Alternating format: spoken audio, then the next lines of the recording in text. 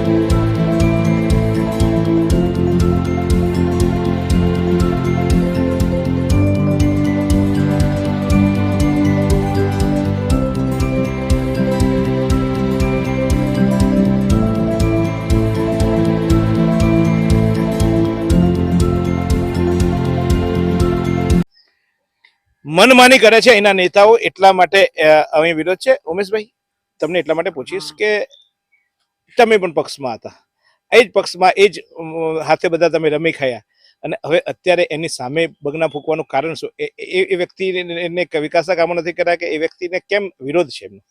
વિરોધ એ છે કે એ વ્યક્તિ અત્યારે એટલા બધા ભ્રષ્ટાચાર ગામમાં કરી રહ્યા છે જેને હદ નથી. એમના ઉપર અમે બે કેસ હાઈકોર્ટમાં ભ્રષ્ટાચાર વિરોધમાં અમે દાખલ કરેલા છે.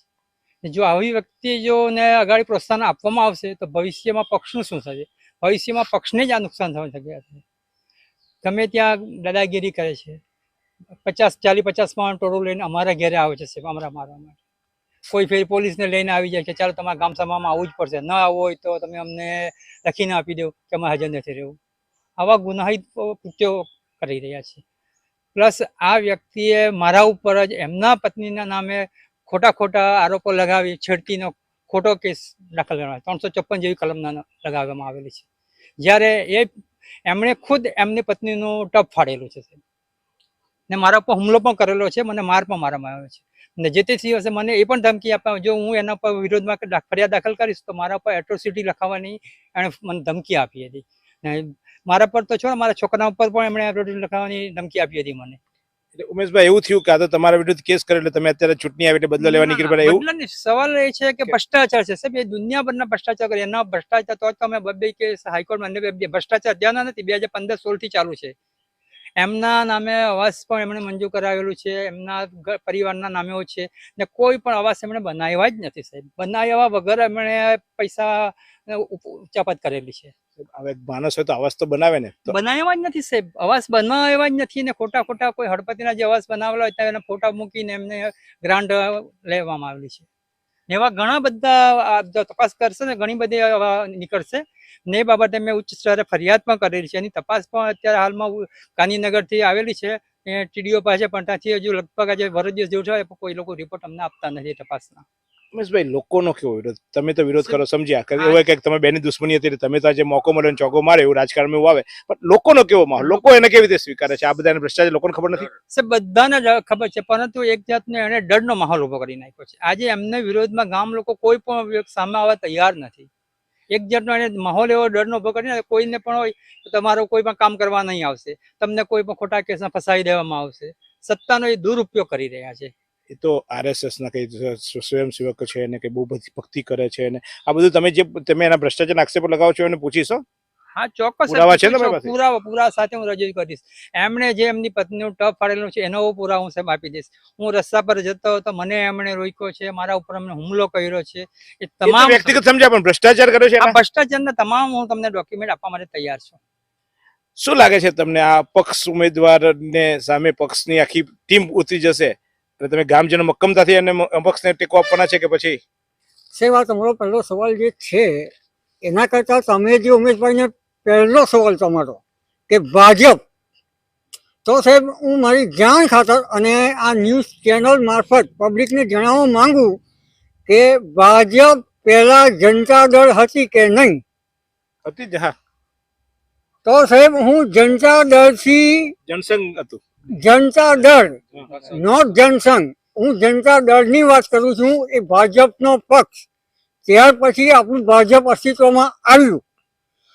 સાહેબ, જો આટલા વર્ષથી એનો કાર્ય કરતા હોઉં અને આજે જો મારું વર્તન બદલાય કે મારે કેમ બીજી પક્ષમાં જવું પડે, એનો જવાબ હું જનતા પાસે માંગીશ. ચોક્કસ જનતા પાસે જવાબ માંગીશું, પણ જનતા તો હવે જવાબ આપશે મતદાનના દિવસે. પણ એક વ્યક્તિ પર આટલા બધા આક્ષેપો હોય, એ વ્યક્તિ પરિવારવાદ ચલાવતી હોય અને તેમ છતાંય એની સામે કેમ એમને ટિકિટ આપવામાં આવી, એ પણ એક સવાલ ઉભો થાય છે. સાથે સાથે સવાલ એ થાય છે કે શું આ ભાજપમાં ભાજપની એક નીતિ બનાવવામાં આવી હતી કે ભાઈ આવા લોકોને જ ટિકિટ આપવામાં આવે. એમાં સ્પષ્ટ વાત હતી કે કોઈ ડાઘી એટલે ભ્રષ્ટાચારીને ટિકિટ નહીં આપવી, કોઈ પરિવારવાદ ચલાવતા હોય તેમને ટિકિટ નહીં આપવી.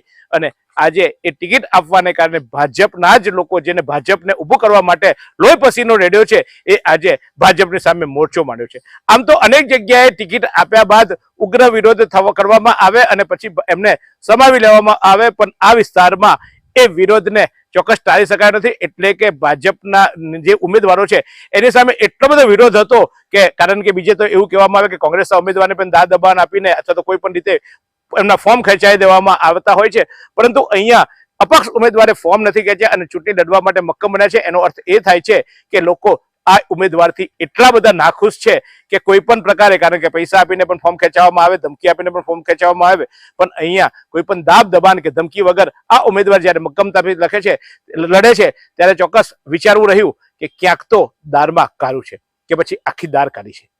ચોક્કસ પ્રજા નિર્ણય કરશે, પરંતુ આ અંગે સિનમ પથકમાં અત્યારે રાજકીય ગરમાવો આપી જવા પામ્યો છે અને અપક્ષના તરફે એક મોટું વાતાવરણ ઊભું થયું છે. જનરલી અપક્ષ ઉમેદવાર ઊભો રહેતો હોય તો એની પાસે 5-10 જણા હોય, પણ અહીંયા આખું ગામ અપક્ષની વાય છે. ગામની ગલીએ અપક્ષને જ્યારે જાય છે ત્યારે આવકાર મળે છે.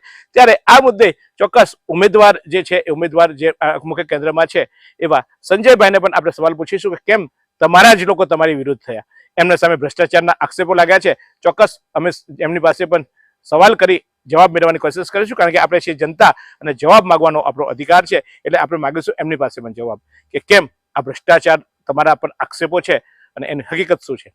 જોતા રહો આજ રીતે નવસારી લાઈવ.